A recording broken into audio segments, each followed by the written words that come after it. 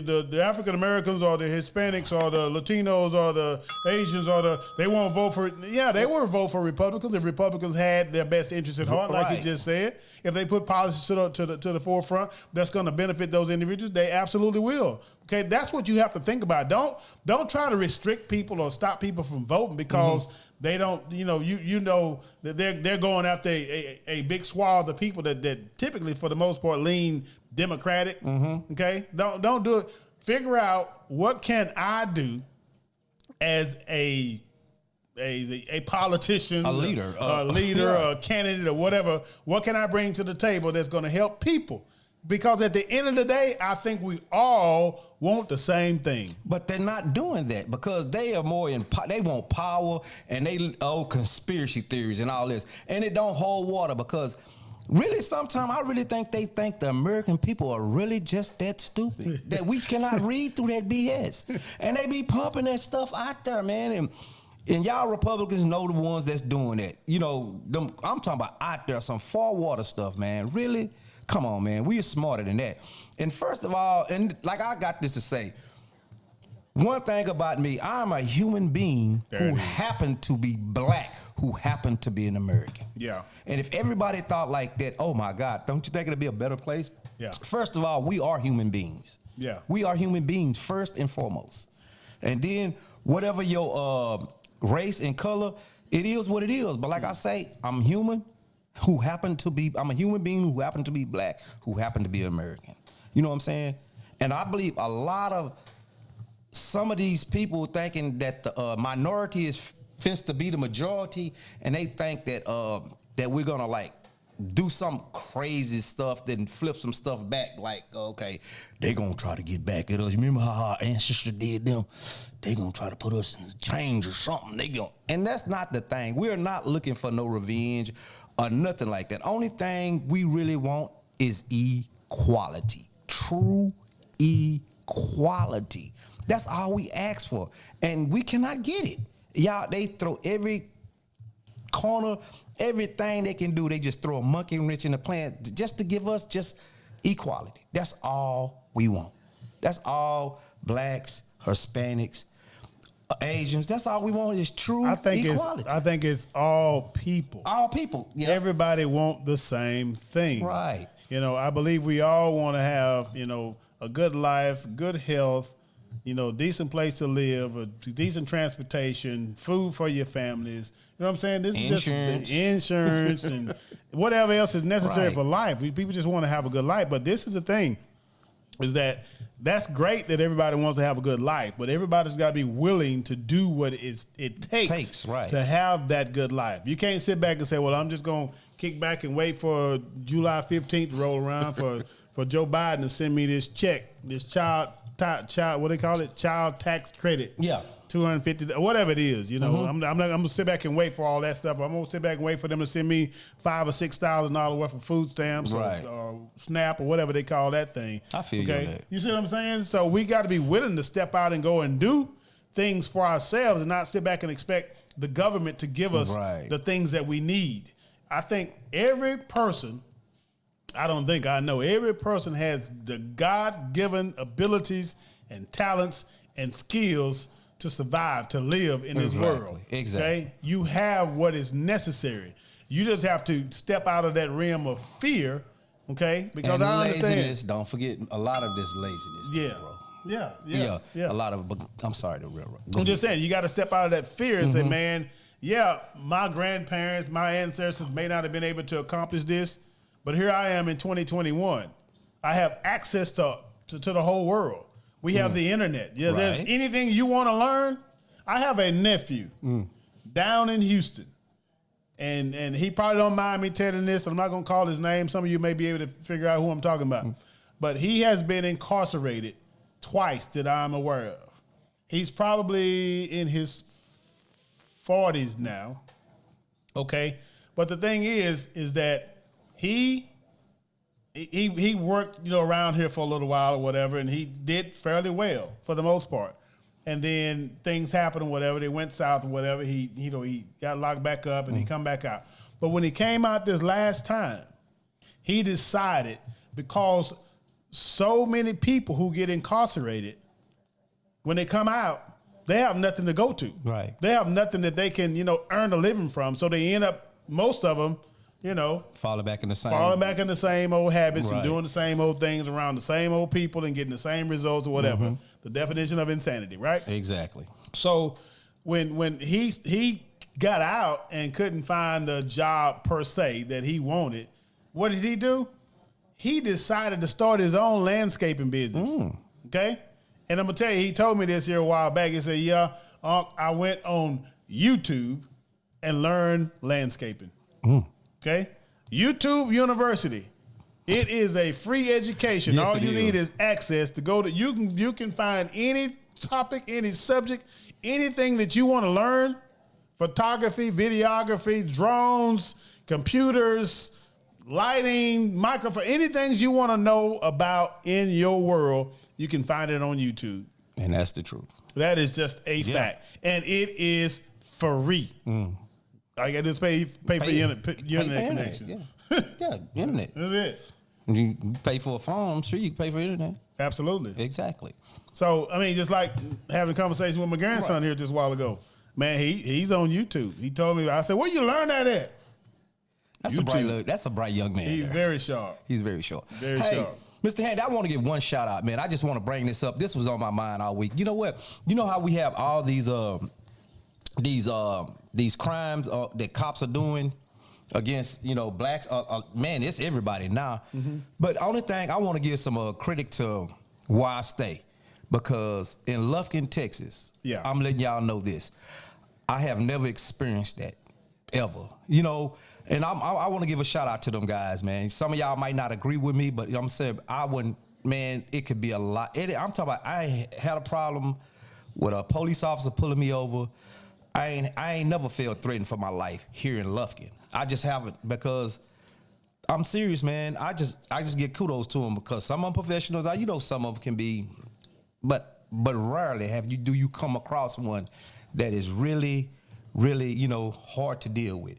And usually, a lot of times, if you just, talk like you have sense, it ain't got to be all on the offensive, they gonna tell you why they pulling you over and whatever. Yeah. And a lot of times when you get tickets or you go to jail, you brought it on yourself. Yeah. But usually, sometimes you can just be, but like, you might even talk your way out of a ticket of going to jail. But anyway, to make a long story short, that the officers down here in Lufkin, man, I'm serious, man. I just give them credit, because, hey, we ain't really had I believe we had one killing that we know of. Yeah. I'm talking about recently, like within the last, say 30 or 40 years. It's been a while. That the last killing we had, and it was like they had to do that because this guy was going to kill somebody else. So wow. That's why they had to do what they do. But like I said, I just want to give credit to those guys out there, man. And a lot of those guys are like my son age, man. A lot of those guys is like 23, 24, 25.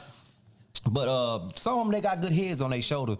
And like I said, I just wanted to bring that out. I don't know if you got something to say about it. Well, but like I just wanted to, I guess, I never really stopped to think about. I've always thought of Lufkin, obviously, as being a little small country town or whatever. Everybody knew everybody. Police officers, for the most part, done their jobs. There was times, and I don't know this for a fact, but I've heard of people talking about how some communities can be heavily policed. Right. Okay. It can, it's like, it's some kids that can, run down Timberland Drive and no big deal or whatever. They can hang out the car and holler and scream, back of their truck. They can congregate and nothing said about it. But the moment other individuals in other communities do the same thing, all of a sudden they get the police officers over there. So it's just things like that I have heard about, and some of it I've seen. But for the most part, I think Lufkin is a decent city, and they have decent leadership. They really care about the people, right? And they're really because I know here a while back, I know that they changed their emblems on their cars. Talking about "In God We Trust" and things like that, because they knew what was going on in the national scene, and they wanted to bring some calm to the local scene. So they started to involve the pastors, right. Right, the pastors get to, I think Bishop Morris got a chance to ride around in the cop car at night or whatever, and and watch some arrest or whatever the case is. But they wanted to involve clergy, in the process, so that they all would have this connection in the community, and just instead of just saying, "Oh, that's a police officer over there. I don't know nothing about him. I don't know where he come from, whatever." But no, they bring in the parishioners, they bring the pastors together, the clergy together, so that they can learn and become more of a connected family. Because at the end of the day, the pastors want what the police officers want. The police officers want what the pastors want. Right. We all want the same thing. At the end of the day, those guys, they get in those squad cars, and they go and put in their 8 hours. As my brother say, 8 in the gate. 8 in the gate. Right? They put in their 8 hours, and they want to go home to their families just like everybody else. Right. And again, I say kudos to them, because that is a very, very, very dangerous job. Very. Because you just don't know what state of mind people are in.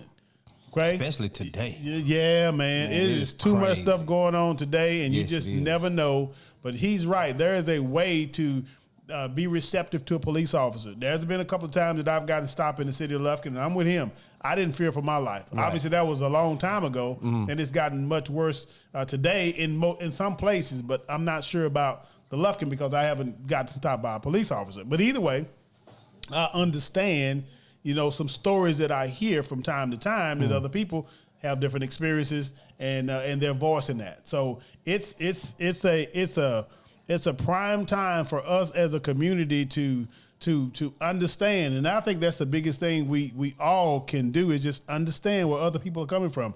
Whether you're the person that's being stopped or whether you're the person that's stopping somebody, just know that this brother, this sister, want to get home just like you do. Right. And then at the same time, I'm talking about my people. Sometimes, man, just don't give attitude. You know what I'm saying? That's right. Sometimes, man, if you try to get home, man, you do everything you need to do to get home. You know what I'm saying? Don't make it no better than what it is. That's you know right. What I'm saying? And then you already know, because some cops are just men's in general, man. Like I told you, man, when it comes to that ego, man, and you testing this man and you getting all loud and stuff. Oh yeah, he think he don't want to do something. Yeah.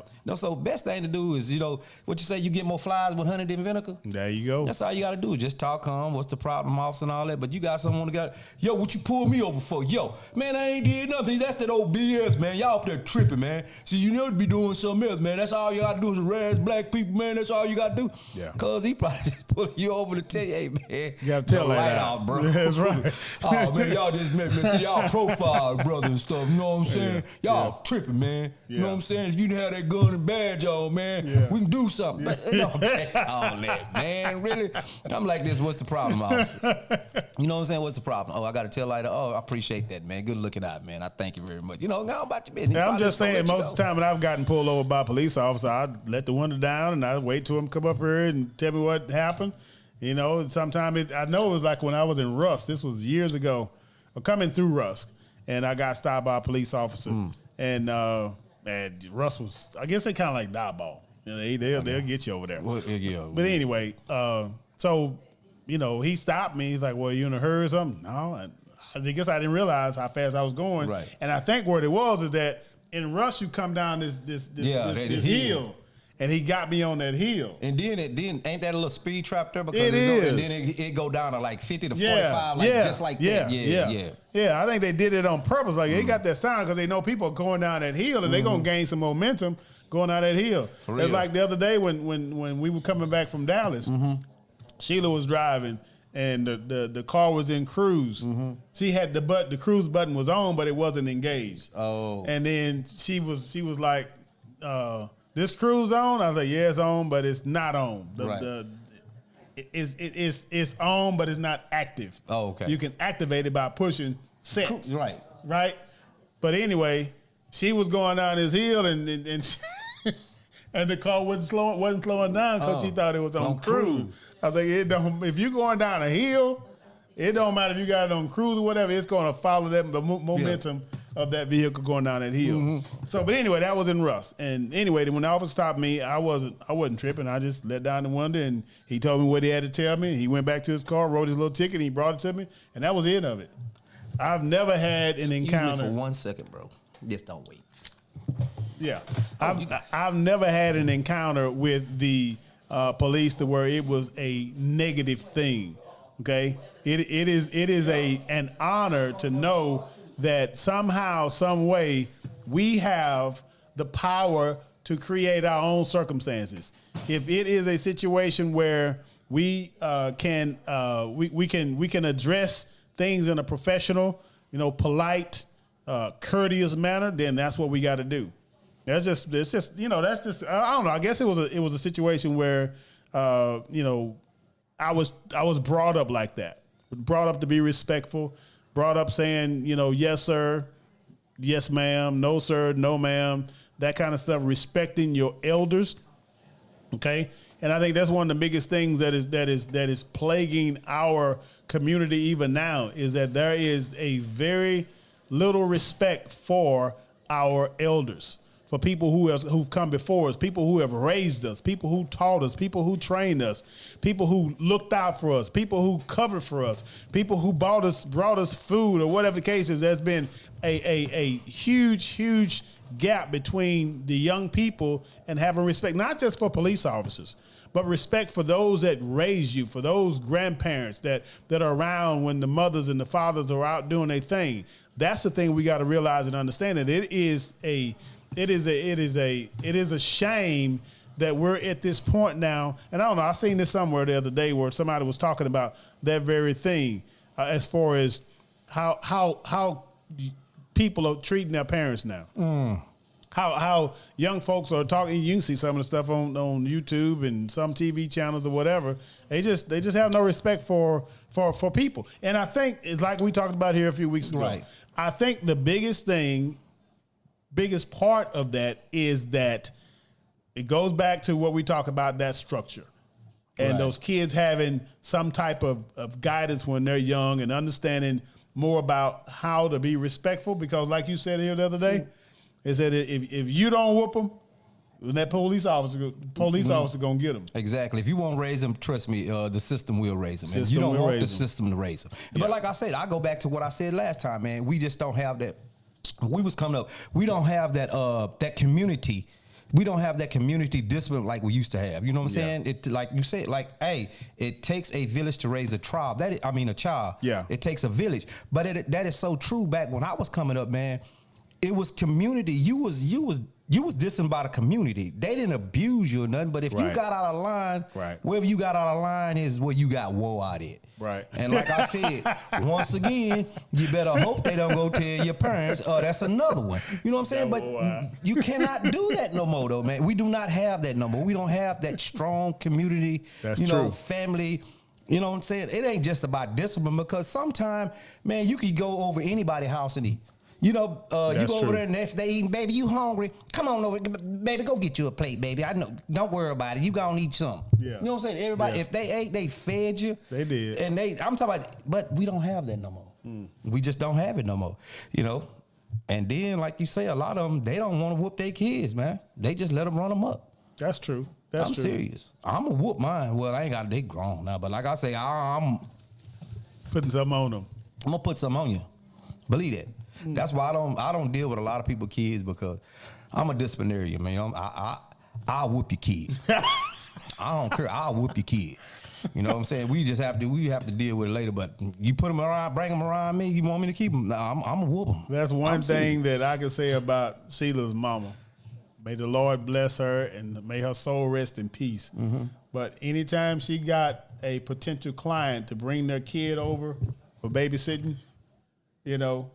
she would tell the parent up front, I'm going to tell you right now, I smoke and I'll put something on their behind.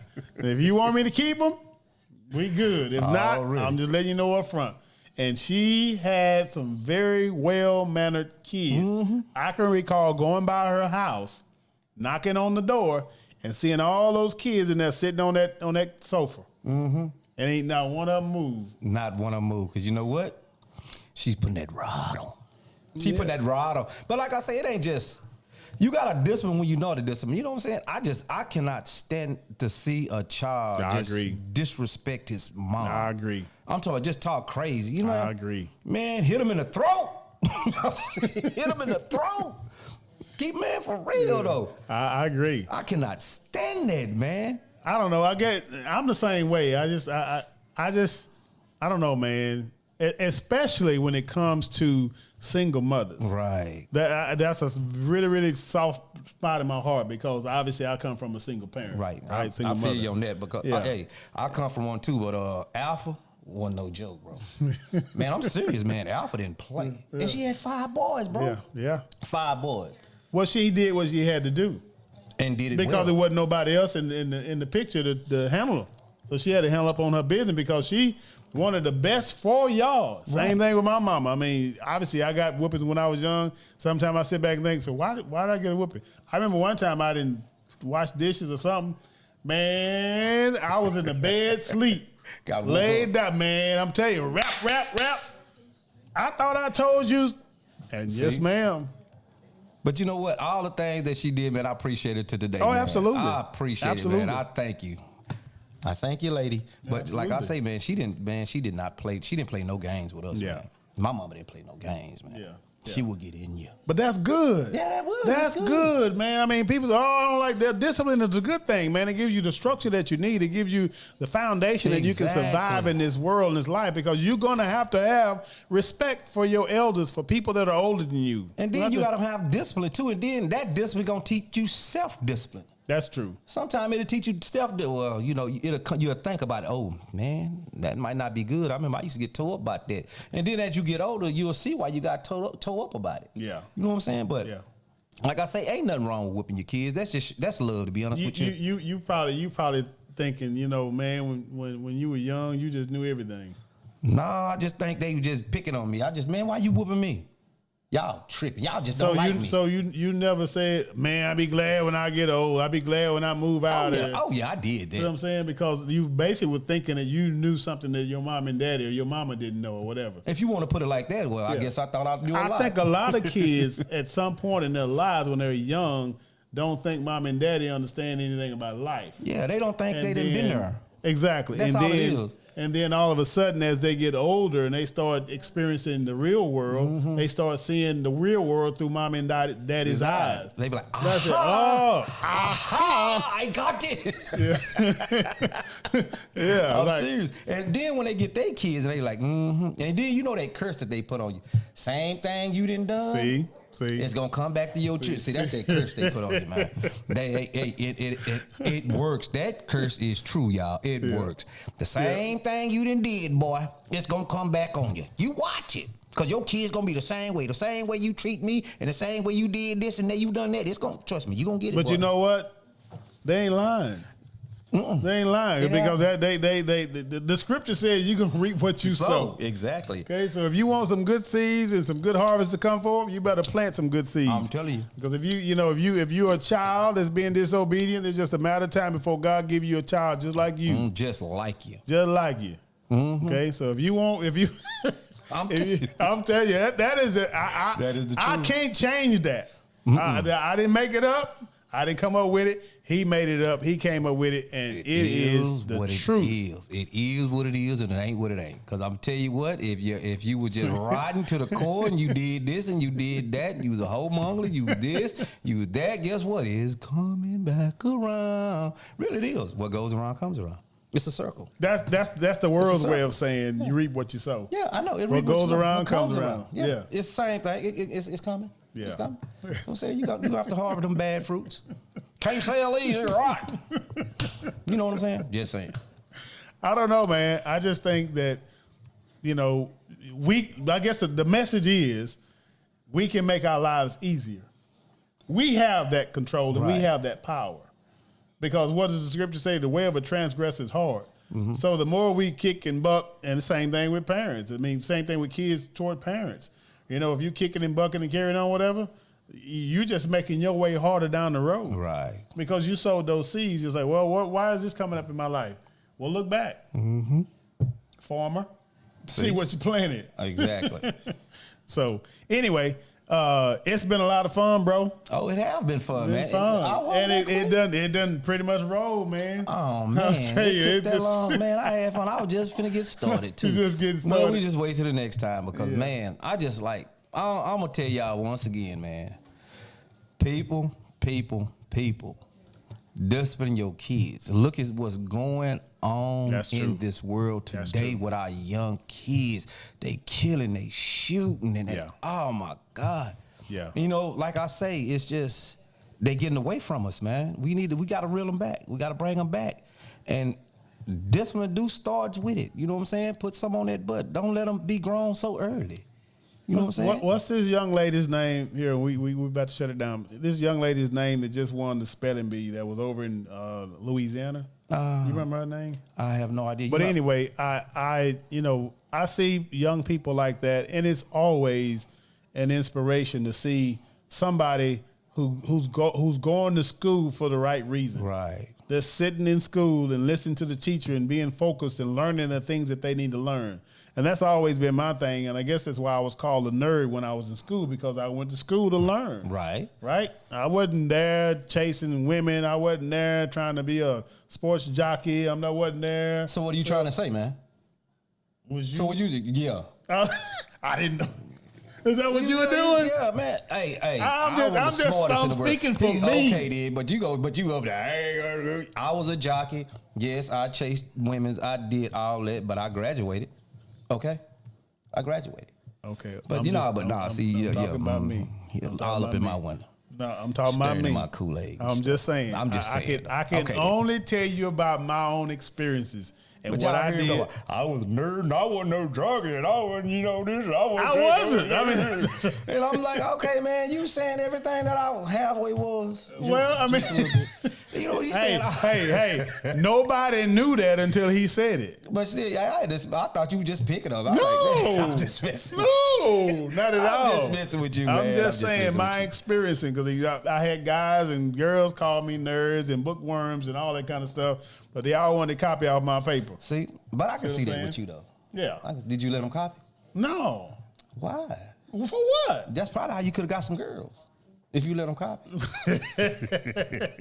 No, they wanted. I'm just playing. They wanted the football players and the basketball players, which is still fine with me. Everything happens for a reason, right? Oh yeah, it does. But you was in the band, though. You was bad on that baritone too, Doc.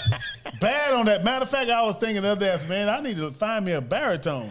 But maybe Sister Sheila let me get me a baritone and pick it back up and see if I can refresh my musical Man, but skills. The funny thing about it, I played baritone in 7th grade. But they wouldn't let me play football. Either you was gonna be in the band or play football, and you know what trumped that, bro. Yeah, football. I gotta go hit somebody. Man, but football kept me out of trouble though, man. I stayed in trouble, man. Once I got in football, because I knew I wanted to play ball. I wanted the ball, man. Yeah. And plus, to me, that's like a legal street fight, man. You get out there and you get to just tear somebody up. I loved it. I loved it. She said, as long as I play the Lufkin Panther school song. See? That's what I'm talking about. I'm telling you, man, when I was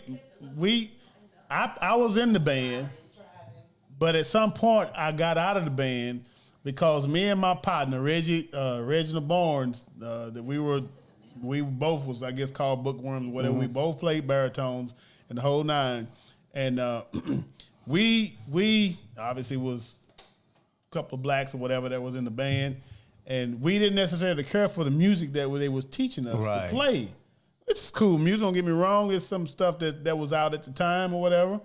And it just we wasn't feeling it. So okay, I got you. I guess I was the one that spearheaded, listening to songs that were out there and learning them and teaching them how to play the song. Oh, really? Oh, yeah. Oh, y'all playing some party? We was jamming, man. I'm saying we at football games, after the band done got through doing what they got to do, then we'll just strike off our little old notes. And we had the other ones picked, saxophone picked up, the trumpets picked up, bass horns picked up, and everybody was going because we was rocking, Doc. Well, I'll tell you, it's certain things that Lufkin Band rock. Back when I was coming up with that, trust me, it was just not when they did their little drum thing. Oh yeah, it was off the chain. But as far as the music, it was.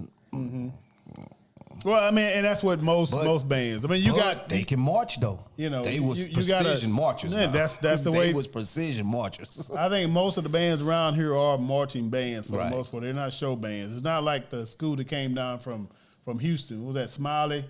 I know one of them do too much though, man. Who? Oh, that's the Woodlands. Oh man, they do too much, man. They walking around with cymbals and they running here and they stopping there and they like they got on the little nutcracker uniform. Yeah, I don't care for all that. That's just too much. Oh, that's the performing arts band. Yeah, I don't care for all that. But you know, we've talked about. I mean, I love bands. You know what I'm saying? I mean, we haven't had an opportunity just yet to go and see the Grambling, you know, the battle of the bands and all that kind of stuff. Oh, I would love to see that. No, but I like music. Period. I'm trying to help him on this. Man, I can't believe this man don't. It's got to be another topic. Going there. Yeah, we ain't going there. Man, this. Oh my Lord. We ain't going there. We ain't going there. We ain't going there. Hey, y'all need. I'm just saying. Y'all need to help him out. All you need is a little smooth jazz, a little Norman Brown, a little Brian Culberson, a little Boney James. Come on, man. Hey. See, he's getting up in age where he gotta settle his mind a little bit. He gotta relax a little bit. And I'm telling you, a little smooth jazz will relax you. Okay. As a matter of fact, I think Boney's coming to Dallas here in a couple of 3 months. I think it's November. I think it is November. Shoot, man, Anita Baker will smooth your mind. You didn't know? I don't like lyrics. Not that I don't like them, but I want to hear the music. Let me come up with my own thoughts. I understand it. See what I'm saying? Okay. That's where the peace comes in. Okay. If you clutter your mind with hearing a whole bunch of lyrics, that's all you're going to hear in your head is lyrics. No, let me have the peace that comes from the music. Okay, that's the difference between me and you. That's the deepness. I want to hear it and I want to feel it. That's the deepness of it. Because sometimes, man, you can listen to somebody and they tell a story, man. You be like, man, I done been there before. That's fine. If you want to tell a story, I mean, but you know, that's all it is, man. That's all it is. Yeah, I don't know. Oh, you want to listen to your own story? I don't hear my own story. I like the peace, bro. Okay, man. Peace. But anyway, that's another story. But man, hey, man, y'all need help. I'm talking even Stevie Wonder, man. He be sleeping on him too, man. Man, whatever. I don't hear He's sleeping on Stevie, man. Stevie saw me the other day. Oh, did he? Yeah. You know what? If he did. I ain't gonna say that. I was gonna say something. Yeah, Stevie Wonder saw him the other day. Okay, then. He okay then. That's good. Mm-hmm. I was just saying. That's like Martin Luther. That's like me and Martin Luther King used to kick it back in the day, huh? I'm just saying. Yeah, Brother Woods, I know him very well. Yeah. Yes, we done kicked it once before, twice. Boy. That's my boy. Went over his grandmother's house and she fried the best chicken I ever had, y'all. I'm trying to tell you. Is that Martin or is that Bernie Mac? Nah, I ain't saying nobody. That was Martin, man. Cause I'm tell you started sounding like Bernie Mac. I'm like, is that Martin or Bernie Mac? I'm telling you, Bernie Mac is like this. I'm telling you one time now. See, you want to be tripping and stuff, and you want to be funny out here, huh? But you can be funny how you want to with the gold in your mouth, man. But we ain't gonna worry about all that. We'll do it once again. But I have to get Martin on you one more time, y'all. And once again, this is Actual Factuals, and y'all tune in again. And we love y'all. Oh yes, y'all. Y'all always walk the straight and narrow and stay off them crooked roads and keep it clean and keep it respectful. So love, peace, and pig feet. Factual. Till next time, God bless you guys. And we'll see you in the next episode. Already. Don't forget to comment, like, and subscribe to the channel. We are putting these episodes together pretty much on a weekly basis as time permits and allows us to. And we appreciate all the feedback and all the things that's being shared and being talked about and being done to help support this channel. Right. So, and if y'all got any topics y'all want us to discuss or chop it up, you know what I'm saying? Hey, feel free to send a comment, post it, let us know. We'll chop it up. We'll do it. Just let us know. Anybody, everybody, just let us know. Absolutely. Till next time, God bless. Peace.